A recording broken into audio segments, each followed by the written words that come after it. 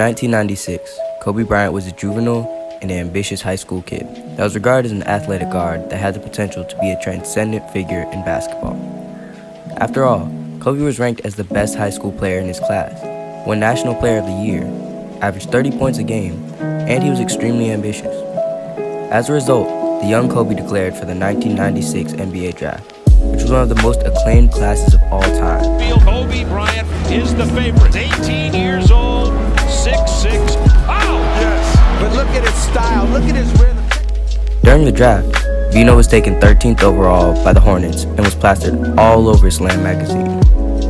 Before the iconic Slam cover photo, Kobe Bryant was traded to the Los Angeles Lakers in one of the most lopsided trades in history, and something about this trade looks so right in hindsight.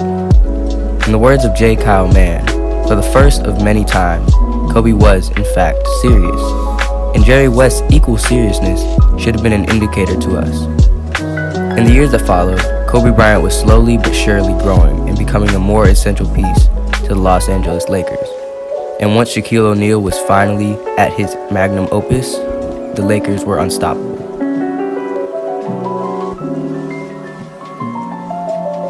From the years 2000 to 2002, Kobe Bryant and Shaquille O'Neal became the most formidable duo in the league. Add that legendary duo with a great cast and one of the greatest coaches of all time in Phil Jackson, and it wasn't if the Lakers were going to be successful, it became how successful the Lakers were going to be. Turns out they were quite successful, as from the years 2000 to 2002, the Lakers three-peated, which inevitably made them the best team in the league, but also the most hated. I mean, how much can you bear the Los Angeles Lakers busting your favorite team like it was nothing? Wait, the LA Lakers got Gary Payton in the offseason? Well, they might just win the title next year. Wait, they also got Karl Malone? Can the Lakers ever fall off? Well, they did indeed fall off, as the super team Lakers got dismantled and humiliated by the gritty and tenacious Detroit Pistons, who were one of the best defensive teams ever, causing the LA Lakers to be the laughingstock of the league for a good 2 to 3 months. Kobe Bryant was horrendous, to say the least. Kobe was inefficient, played streaky defense, and took some of the weirdest shots I have ever seen. Seriously, who takes a one-legged hop-step fadeaway against defense? This led the already fragile and delicate relationship between Kobe and Shaq to shatter into a million pieces.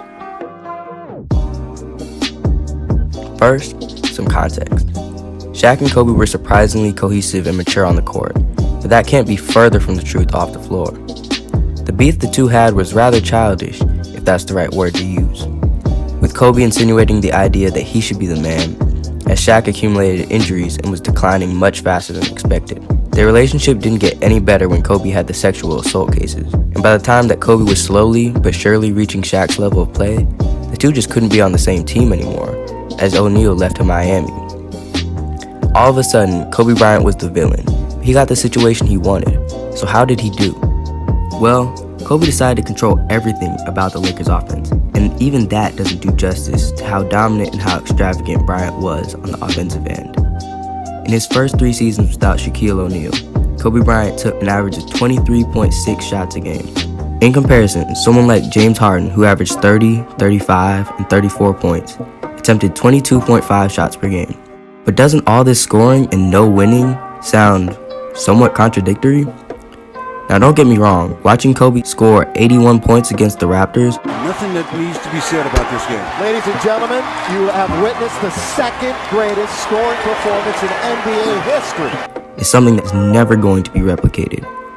But there's no way Kobe wanted all this to happen, right? When Kobe's name gets brought up, the idea of doing whatever it takes to win comes to mind. Of course, that comes in hindsight. But even at the moment, it's hard to say that Kobe Bryant was interested in anything but winning. We've seen this in his heyday with Shaquille O'Neal, where his mindset is purely on winning. This sort of mindset worked out. However, you just don't get that same feeling with Kobe from 2005 to 2007. Kobe just felt so erratic, and he had this almost untamed nature, and when adding that to numerous reports on how Kobe treated his teammates, it was certainly not a good look for him. With all this attention directed towards him, the media bashed Kobe. The critics of Kobe were rather excessive when it came to their contempt for Mr. Bryant. From articles that were around, time after time, there was this notion that Kobe Bryant was being selfish, had empty numbers, is overrated, or not a winner. It got to the point where all these allegations became insufferable and hard to read, especially since there wasn't much validity to anything these media members were seeking to convey. This continued on in the 2007 offseason, resulting in Kobe Bryant having an identity change. No more is Kobe this selfish and arrogant guy, and no more is he wearing number 8. Instead, we get the iconic number 24 sealed to the back of his jersey. But of course, you must always show, not tell, and boy did he show. In the 2007-2008 season, Kobe Bryant spearheaded the Los Angeles Lakers to new heights, as the Lakers, with the help of Phil Jackson, were ranked 3rd in offensive rating and 5th in defensive rating. A more impressive statistic to consider is how the Los Angeles Lakers odds of 43.5 overachieved with their win-loss record by 13.5 wins. As a result of Kobe Bryant's team success, his MVP case propelled. But all that team success wouldn't have mattered to Kobe Bryant's MVP case if he didn't have the statistical output to back it up.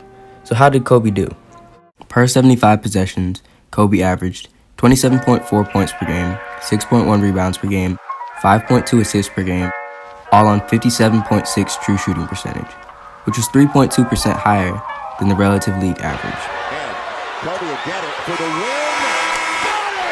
Overall, his scoring proficiency wasn't to the level of years like 2006, but you have to consider a few things. First, Kobe Bryant took fewer shot attempts. These fewer shot attempts usually came from the fact that Kobe embraced Phil Jackson's system more than in campaigns like 06 and 07.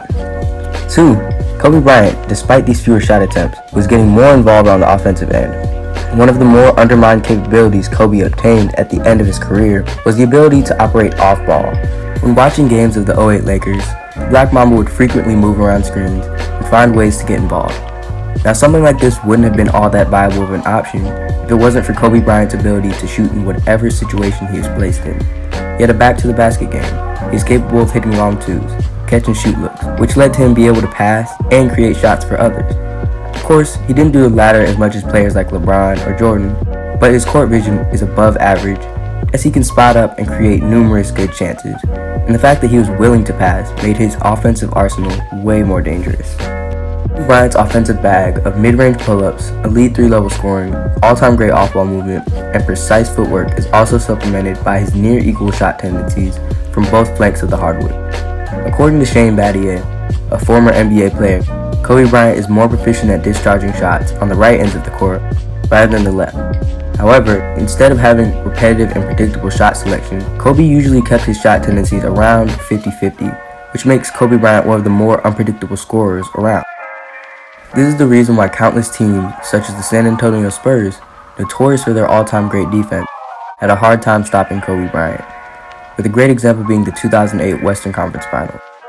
In the 2008 playoff, despite the Spurs possessing great perimeter defenders in Bruce Bowen and Manu Ginobili, Kobe scored 29.2 points per game. In short, you can throw anything at him, and he'll still find another way to score, which can also be a reason why some players would struggle against better teams, such as James Harden, who is notorious for being one of the biggest underperformers in NBA history, seeing massive reductions in points and efficiency whenever he plays in the postseason.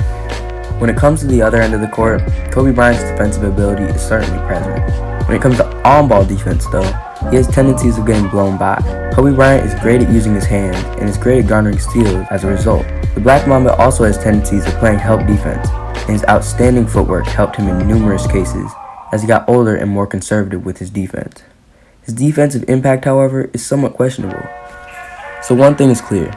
Vino's regular season numbers were certainly MVP caliber, but there was some stiff competition, particularly Chris Paul and 2008 New Orleans Hornets, who ended up being one game short of outseeding the Los Angeles Lakers. So what in particular moved the needle in Kobe Bryant's favor? It's April 11th, 2008, and the NBA regular season is coming to a close, as numerous high-profile teams are planning for the playoffs. As stated prior, the debate between Kobe or Paul for MVP is razor tight, as the case for either one of them is equally compelling. The case for Chris Paul includes his superior advanced metrics and spearheading the New Orleans Hornets to the 5th best offensive rating in the NBA. So, for many, this duel between the Lakers or Pelicans will be notable in the long run. And if either one of Kobe or Chris Paul drives them to supremacy, the MVP very well might be theirs to claim. So how did it go? The game ended in a 107-104 win, with the Lakers winning their 55th game of the season, tying the Hornets record. Los Angeles pushed out to an early lead in the first quarter, demolishing the Hornets 39-20. New Orleans had a small run of their own in the third quarter, but that was not enough to outweigh the hole they dug in the early game. So how did our two superstars do? Kobe fleshed out 29 points on 68 TS, true shooting percentage, while garnering 8 assists and 10 rebounds. Chris Paul, not so much. He had 15 points, 17 assists, which is impressive on paper. However, he attained 6 turnovers and had a true shooting percentage of 45. That's absolutely terrible.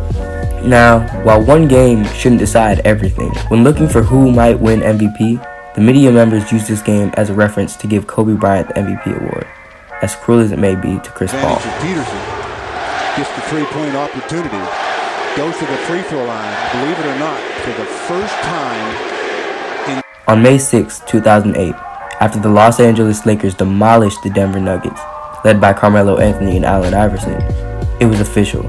Kobe Bryant won his first and only MVP. Despite the 08 Lakers losing to the juggernaut that is the 08 Boston Celtics in 6 games, Kobe Bryant led the Lakers and won back-to-back titles in 2009 and 2010, with the Black Mamba implementing the same styles and approach that made him MVP in 2008. Without 2008, not only would Kobe Bryant be perceived differently, but the league as a whole would not be the same. We're gonna play until June. I love you. Now let's get this party started. Don't click off just yet though. I want to give my props to Vince 2K from Hardwood Amino for creating the blog that was a script for this video. His blog was a lot more detailed and analyzed his stats more, and that's why I love Hardwood. It has tons of blogs, polls, and even quizzes, and news about the sport that we all know and love. The most underrated feature, in my opinion, is the shared folder, where you can see all the different pictures members all over the app have uploaded over the years. You can join Hardwood through Amino's website, which is the easiest way to navigate and my favorite. The Amino app, which has a lot more features, and the Hardwood standalone app. If you do decide to come by, you can catch me in dozens of the chats that Hardwood has to offer. Peace out, and remember, Mamba forever.